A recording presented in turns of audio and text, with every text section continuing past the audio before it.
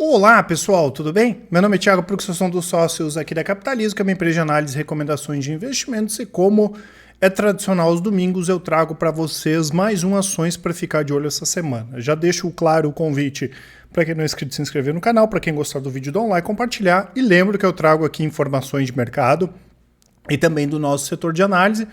Vamos falar sobre os principais acontecimentos da última semana, o que a gente espera da próxima e, claro, falar sobre as nossas principais estratégias, não só na Bolsa, não só na parte de ações, mas em outros investimentos também. E, como sempre, deixo aqui um cupom de desconto para quem nos acompanha. Lembrando que agora, na virada do ano, a gente deve fazer um aumento aí dos nossos preços. A gente ia fazer em dezembro, mas o pessoal pediu para postergar para a virada do ano, e no início aqui de 2022 nós aumentaremos os preços, e quem quiser pode aproveitar o cupom Boas Festas, 30% para quem pagar à vista de desconto dos nossos produtos e 20% quem pagar em até 12 vezes. E, claro, vou deixar para vocês ali o nosso canal do Telegram.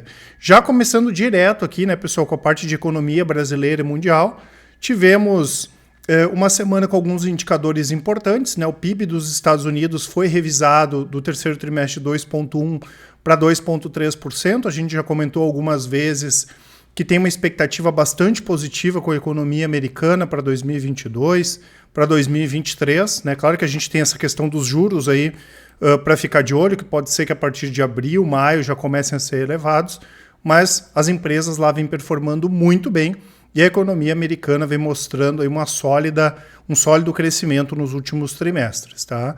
Nós tivemos a divulgação também da inflação lá nos Estados Unidos, o PCI, que é o principal indicador utilizado aí para o Fed, subiu 0,6, veio um pouquinho pior aí do que o pessoal esperava, e isso corrobora com essa tese já do Fed fazer essa antecipação aí de aumento de juros, que a gente esperava só para o final de 2022 ou quem sabe em 2023, já para o primeiro semestre desse ano. E tivemos aqui no Brasil também o IPCA 15, que teve alta aí de 0,78 em dezembro em relação a novembro. Foram os números mais fortes aí desde 2015. Aqui no Brasil a gente espera sim que a inflação seja mais comportada em 2022, mas ainda em números muito elevados, que devem fazer com que os juros continuem altos, Isso prejudica um pouco mais a nossa economia. Tá? A gente não tem uma perspectiva tão positiva assim de crescimento para a nossa economia em 2022. Claro que, como a gente olha o mercado de ações, pessoal, tem empresas que vão crescer de qualquer forma. O dólar continua elevado, tem empresas que vão acabar crescendo de qualquer forma. E outro número importante que saiu foi a participação de estrangeiros aqui na nossa bolsa, que bateu recorde em 2021. As compras aqui somando quase 100 bilhões de reais, acima das vendas. Então, quando a gente pega vendas e compras, teve um saldo aí de quase 100 bilhões de reais. Fazia tempo que não tinha um número tão elevado assim, e basicamente o investidor brasileiro aqui segue vendendo ações. Tá? Essa semana é a última semana do ano, não tem muitos indicadores importantes lá fora. Aqui no Brasil nós temos, dentre o principal deles, a divulgação do IGPM de dezembro, tá? Que a gente está de olho, lembrando que o IGPM arrefeceu nas últimas marcações. Se a gente lembrar, no ano passado aconteceu ao contrário, o IGPM começou a puxar no final de 2020, muita gente achou que não ia, que aquilo ali era uma coisa transitória, passageira, que o IGPM tinha descolado do IPCA e não ao contrário. O IGPM deu uma puxada para cima, depois o IPCA acabou puxando também, e agora a gente imagina que possa acontecer um movimento contrário, já mostrando números um pouco mais fracos de IGPM. Pode ser que os números de IPCA venham fracos, mas como eu falei, a gente não espera inflação baixa, o que a gente espera é que arrefeça em relação aí ao que foi esse ano. Tá? Em relação a essa parte mais macro, pessoal, das nossas recomendações de carteiras diversificadas, a gente segue intensificando, os aportes nos últimos meses aí na parte de títulos atrelados à inflação. Tá? Isso vai ser o grande carro-chefe, possivelmente aí nos próximos trimestres. Alguns investimentos já pagando 1% ao mês sem imposto de renda, o que acaba sendo bastante positivo. Aqui a gente tem o retorno das nossas carteiras que tem o objetivo de bater o CDI, que são essas carteiras diversificadas, que tem renda fixa, fundos imobiliários, assim por diante. É basicamente a carteira que o pessoal tem em corretoras, todas elas batendo de longe o CDI. desde a conservadora até a agressiva. Inclusive a nossa carteira agressiva, né, diversificada, está com uma rentabilidade maior do que a carteira de fundo de ações. Então a gente acertou na veia aí em 2021 nas carteiras diversificadas, lembrando que o Ibovespa cai 12%, é 11,8% alguma coisa, né? E o CDI sobe 4,2% esse ano. E no longo prazo também as nossas carteiras diversificadas, né, para quem quer bater o CDI, todas elas vêm bem acima aí do CDI desde 2017, tá? Da parte de fundos imobiliários também, nós aproveitamos para colocar aumentar a participação esse ano nos REITs, né, nos primos dos fundos imobiliários brasileiros, só que americanos, né? E a gente deve continuar aportando lá e aproveitando algumas oportunidades aqui, já que tem muita coisa barata de fundos imobiliários aqui no Brasil, principalmente na parte de shopping centers e também de logística, né? Que vai continuar crescendo aí, independente dessa questão do Brasil crescer menos, né? Temos aqui o Ibovespa, né, pessoal? Segue aqui naquele período que não consegue desgarrar para cima, nem para baixo, né? Ele tinha feito esse rompimento aqui de médio prazo, né? Confirmando a tendência de alta, que talvez acabe desconfirmando, né? O que a gente chama de rompimento falso, mas ainda assim o Ibovespa teria que perder os 104 mil pontos. Os pontos mais importantes para cima são os 130 mil, né? As máximas lá do mês de junho, e para baixo aqui os 93 mil pontos, tá? Já o IVVB, que é o S&P em reais, segue em tendência de alta, né? No curtíssimo prazo que ele está indefinido, então ele pode bater tanto na banda superior do canal de alta, quanto na banda inferior quanto na superior, mas ainda assim a tendência principal é de alta, né? Já que nós tivemos esse ano alta do dólar e também alta do S&P lá fora, isso acaba puxando, claro, o IVVB. Em relação ao dólar, está bem parecido no curto prazo aqui com o IVVB, né? Por fundamentos, eu já comentei diversas vezes que a gente continua acreditando em dólar alto, ainda mais levando em consideração essa alta de juros do Fed, né? E que o ano que vem nós temos eleições aqui no Brasil, né? Mas também, né, em tendência de alta, né? Pode bater na parte de baixo aqui no canal ou na parte de cima, mas ainda em tendência altista, tanto por fundamentos quanto por gráfico aqui, o dólar. E pensando no curto prazo, aqui está o desempenho das nossas principais estratégias aí de curto prazo do Full Trader, né? Opções long short, que são operações mais alavancadas. O rastreador está com 38%, o swing trade 33%. Rastreador médio prazo, operações de 3 a 6 meses, inclusive eu faço os vídeos sempre aos sábados.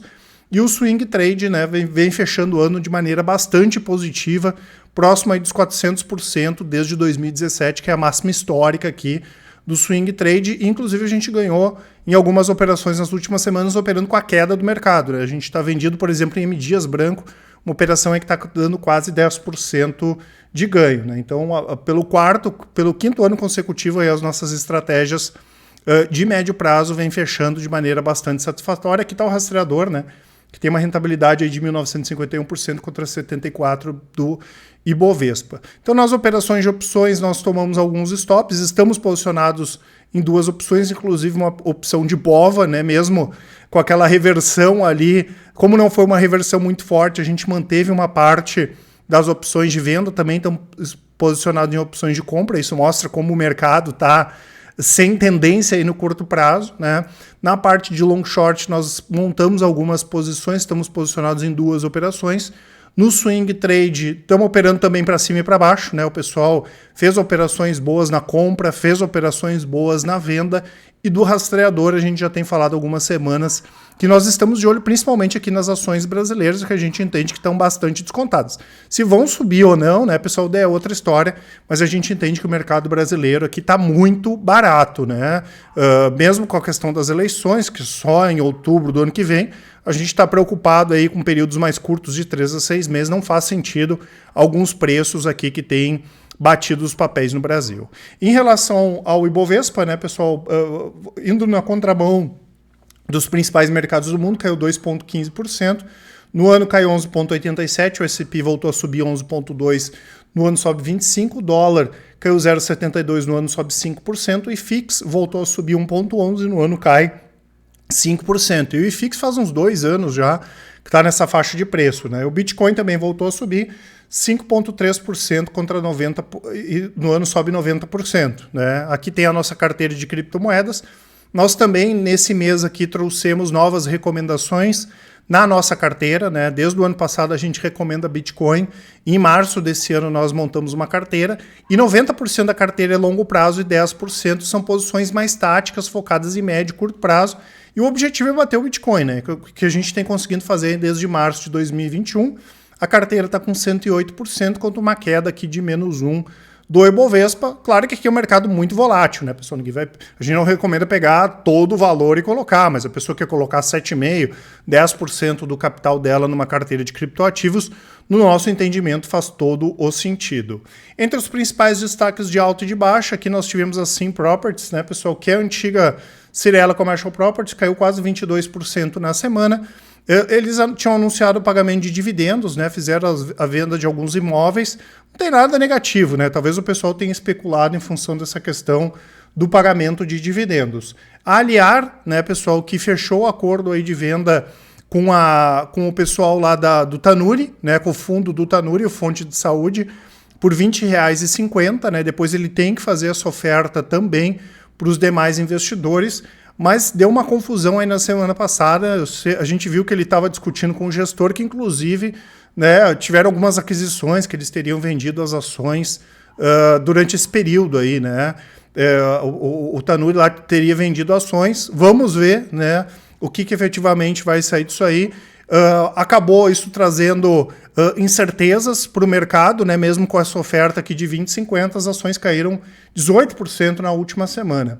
BrisaNet, aí, que é o 10,8%, né, vem caindo já desde a época do IPO. E Oi, né, caiu 9,7%. A Oi já tinha divulgado resultados operacionais muito fracos, né, a gente já tinha falado na semana passada. E a CVC, né, pessoal, mais um problema aqui com a CVC, dessa vez com a quebra aí da Itapemirim Transportes Aéreos, né? A CVC está brigando aí para conseguir atender os clientes. Já tinha acontecido isso com a Avianca e a gente já comentou algumas vezes, né? Não tem o que não aconteceu com a CVC aí nos últimos anos, né? Não é o tipo de ativo que a gente recomendaria para longo prazo, talvez em alguma oportunidade de swing trade, alguma coisa de curto prazo, mas para longo prazo é bastante complicado, né?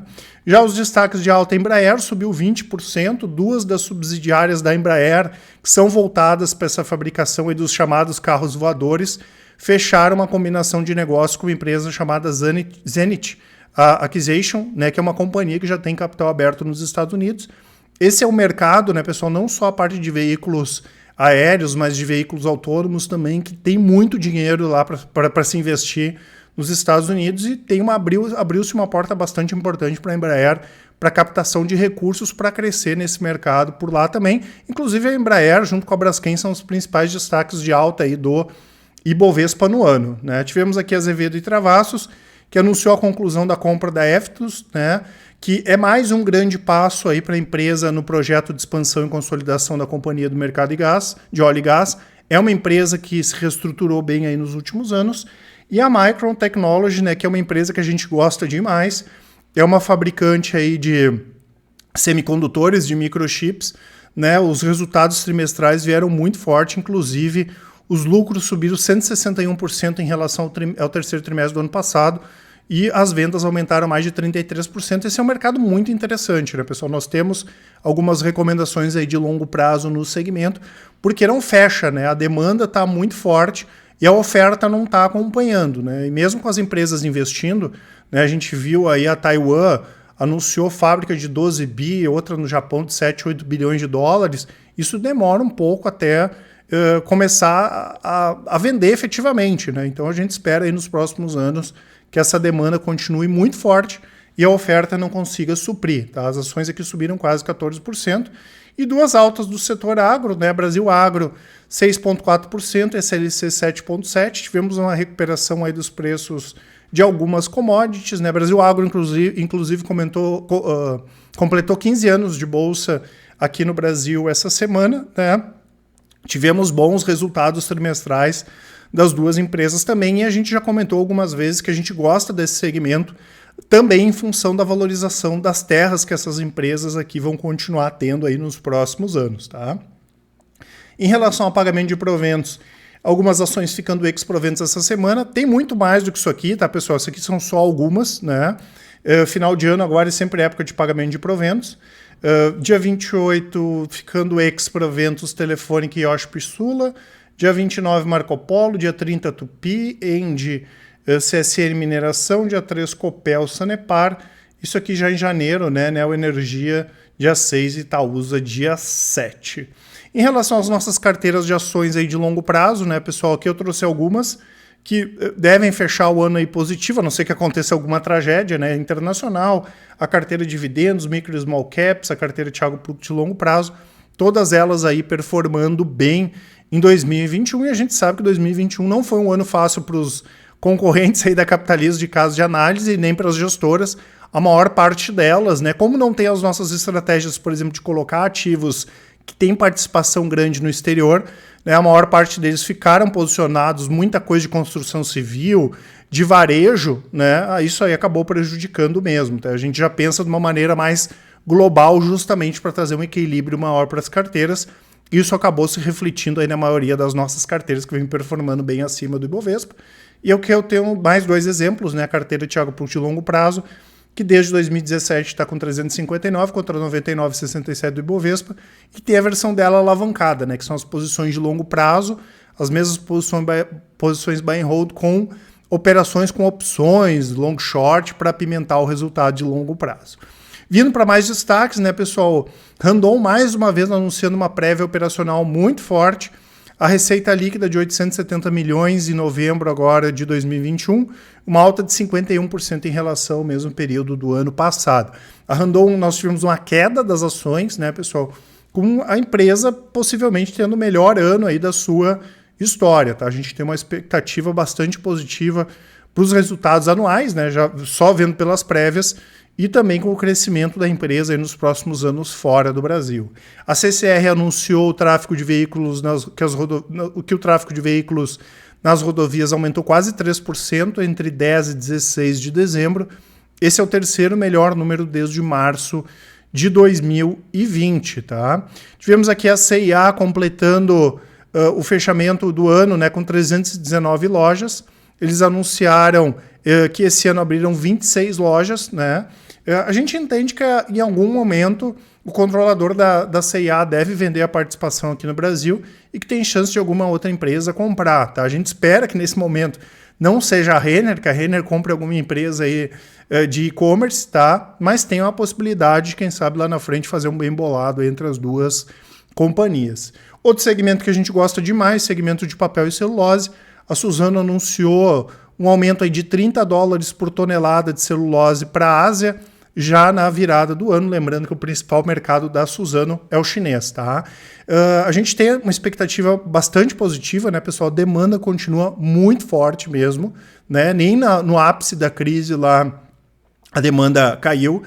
Mesmo no mercado interno aqui, nos piores momentos aí de crise, a demanda continua aumentando, tá? E a gente tem uma perspectiva bastante positiva, e principalmente para as empresas brasileiras, que são as que têm o menor custo de produção aí do mundo, e tanto a Suzano, quanto a Klabin, quanto a Irani investindo para aumentar produção, e mesmo com esses aumentos recentes aí a gente entende que o preço da celulose continua bastante defasado. A Alpargatas, depois de fazer algumas vendas, né, vendeu a parte da Mizuno, vendeu a Osklen, né, já tinha se desfeito dos ativos na Argentina e algumas outras participações, né, anunciou a aquisição aqui da Rotz, que é uma empresa norte-americana, né, que trabalha com materiais reciclados, tá, para fazer produtos de moda, um negócio bem grande, 475 milhões de dólares, né? A gente conhece a empresa não profundamente como a gente conhece a Alpargatas, né?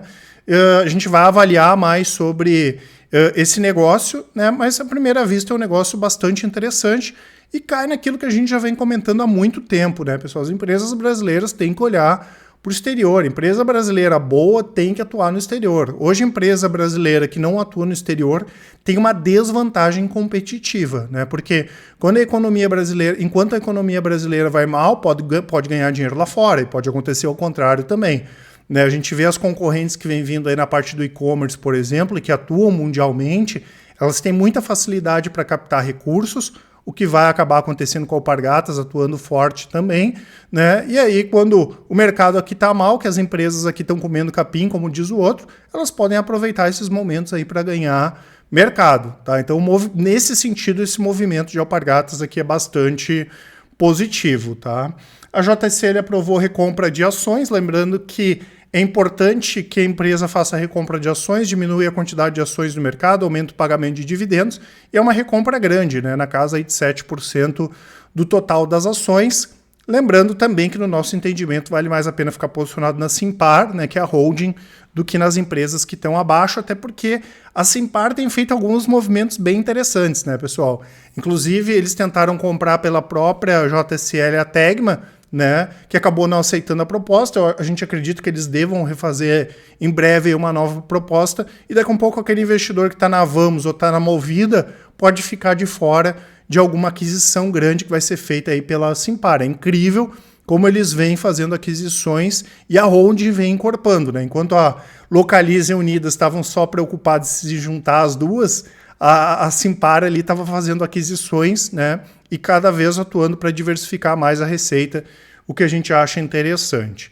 Hermes Pardini aqui fortalecendo a linha de cuidados de saúde da mulher, informou a compra de uma clínica de serviço de ultrassom na cidade de São José dos Campos, valor aí em torno de 12 milhões de reais. Esse é um segmento que tem bastante para consolidar, né, pessoal? É bastante fragmentado, essa parte de diagnósticos, de exames, né? A gente espera, sim, que essas companhias como Fleury, Hermes Pardini continuem fazendo esse movimento de compra, de consolidação, e quem sabe lá na frente possam se unir, né, pessoal? Essas empresas aí se juntarem ao movimento que a gente acredita que também possa acontecer. Tivemos aqui a Duratex, a antiga Duratex, agora a Dexco, né, comprando a Castellato, né, que tem 20 anos aí de história e é líder no segmento premium de pisos e revestimentos de concreto arquitetônico.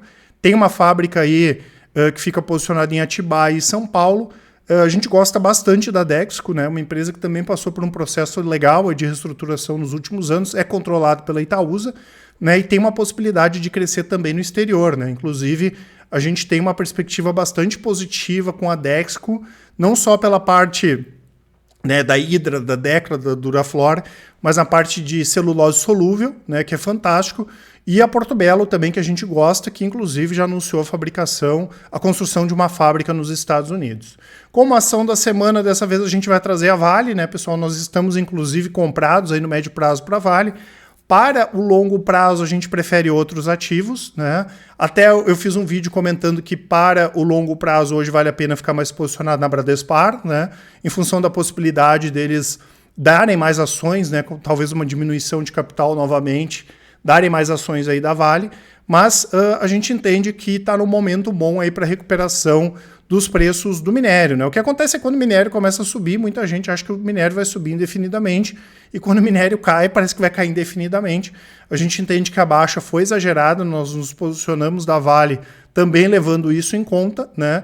E como a gente espera que o dólar não caia, isso deve acabar ajudando a Vale, quem sabe a Vale volta lá para casa dos R$90, dos R$100, então dessa vez aí a nossa ação da semana é a Vale, tá? Lembrando que na última semana a Vale anunciou mais uma venda, eles venderam a participação que eles tinham na Vulcan Minerals por 270 milhões de dólares. Vindo aqui para mais destaques, né, pessoal? A Nike anunciou um terceiro trimestre muito forte, a gente acompanha a Nike e estava até meio receoso em relação aos resultados, porque eles já tinham anunciado que poderiam até não entregar produtos por questões aí de problema na cadeia de suprimentos, né? Que isso poderia diminuir muito as entregas. Teve uma diminuição, mas foi bem abaixo até do que a própria empresa esperava, e eles anunciaram uma receita aí de 11,3 bilhões de dólares no terceiro trimestre, tá? Então, um resultado bastante positivo da Nike. Outra empresa aí que a gente gosta, né, PetroRio, anunciou a comercialidade da descoberta lá em Wahoo, né, junto à ANP, que é a Agência Nacional de Petróleo, uma descoberta ali de 126 milhões de barris recuperáveis, né? Lembrando que, se não me falha a memória, a partir de 2023 deve começar a produção lá em Wahoo. E a Guararapes, finalmente, né, pessoal, anunciando que vai para o novo mercado, né? A Guararapes é a dona da Riachuelo, né? Tem as lojas da Carters aqui no Brasil, da Casa Riachuelo também. Já era um movimento que a gente esperava que tivesse acontecido há uns 3 anos, quando eles migraram das ações preferenciais para as ordinárias. Tem bastante coisa para melhorar em termos de governança, lembrando que A Guararapes é verticalizada, né, pessoal? Então eles atuam com a produção de roupas também. Em termos de produção, uma das maiores empresas do mundo, né? E tem bastante coisa para ajustar na companhia. A gente entende que eles poderiam vender o shopping que tem lá em Natal, por exemplo. Tem bastante coisa para ajustar. É um ativo que está barato nesse momento também, a Guararapes. A Sinqia, né, pessoal, que fez a maior aquisição da sua história, né? Eu acho que foi a 22ª, 23ª aquisição desde 2005. Dessa vez eles compraram a Newcom, que é uma empresa líder no fornecimento de software para consórcios. O valor do negócio, esse aqui sim foi um negócio grande, eles vinham fazendo negócios menores, 422 milhões de reais. A Newcom atende 80 administradoras de consórcio, né? Que é um negócio que voltou a crescer nos últimos anos aqui no Brasil. É o que a gente fala, né, pessoal? Assim que a gente tem que controlar como vem sendo até agora esse movimento de consolidação.